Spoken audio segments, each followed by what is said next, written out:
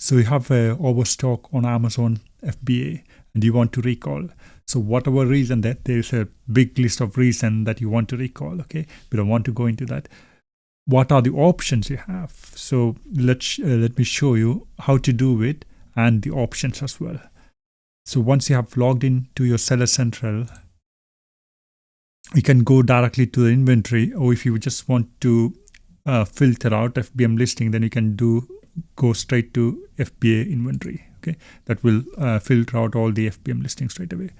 And from here, you can select the listing, individual listing or multiple listing that you want to recall.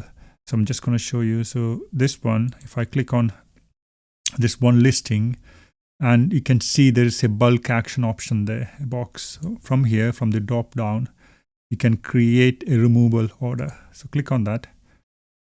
And here, it will automatically fill the return address if you have entered it. If you haven't, if you are doing it for the first time, you will have an option to add the address. You can put the address over here.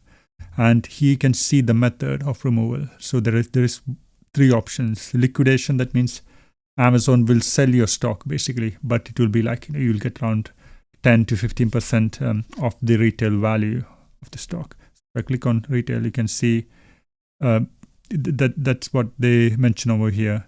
And the second option is to recall it back to your address. You can enter a custom address as well. You can change the address if you want to. And the third is to dispose it off if you don't want the inventory. And if you want to return to address, there's a cost for that, for the shipping method and everything, depending on the stock and everything. You have to pay Amazon for all those stuff.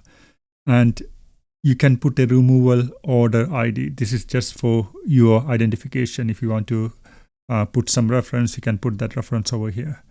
And the next thing that you have to do is to put the stock, how many units that you want to recall.